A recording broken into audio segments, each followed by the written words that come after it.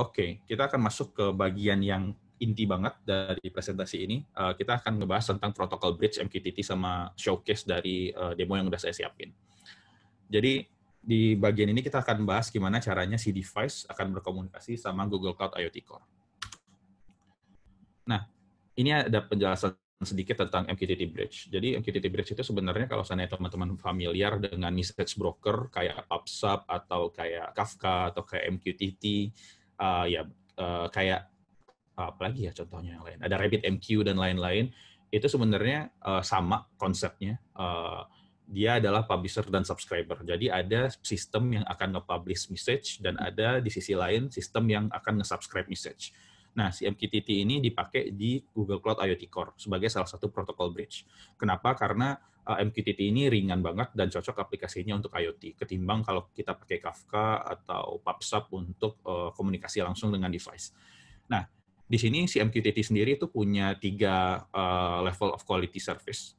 Jadi ada QoS 0, 1, dan 2. Jadi QoS 0 ini kalau kita pakai untuk memastikan bahwa si message ini tuh cuma dikirim paling banyak sekali. Kalau kita pakai QoS 1, itu deliver at least once. Jadi dia bisa dikirim sekali, 2 kali, 3 kali, atau 4 kali. Jadi terserah. Tapi yang penting dia pernah dikirim sekali. Dan ada QoS 2, deliver exactly once. Exactly once ini sebenarnya sulit banget implementasinya. Dan sampai sekarang si exactly one ini belum disupport untuk IoT Core. Jadi kalau seandainya teman-teman pakai IoT Core, itu either pakai QoS 0 atau QoS 1. Nah, untuk connect ke MQTT Bridge di Google Cloud IoT Core, sebenarnya ada 2 server.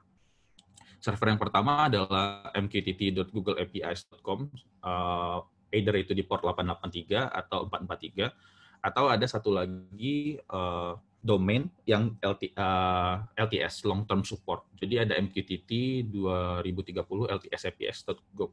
Nah, masing-masing ini untuk connect ini teman-teman nanti akan butuh server certificate. Itu akan dipakai oleh Google untuk memastikan bahwa teman-teman connect ke server yang benar. Nah, kalau seandainya bedanya apa? Kalau seandainya teman-teman punya aplikasi IoT yang mungkin dari segi compute dia kecil, dan segi storage dia juga kecil. Katakan kita cuma punya microcontroller yang ukurannya cuma 256 kilobyte. Kita disarankan untuk menggunakan LTS domain karena ukuran dari si sertifikatnya juga sangat kecil, yaitu kurang lebih 1 kilobyte. Sementara kalau kita pakai yang server yang pertama, itu ukuran sertifikatnya lumayan gede, relatif gede ketimbang yang pertama. Jadi kalau seandainya aplikasi kita menggunakan Raspberry Pi, mungkin kita bisa pakai server pertama. Tapi kalau kita pakai microcontroller yang size-nya jauh lebih kecil, disarankan untuk menggunakan LTS domain. Kira-kira kayak gitu. Nah,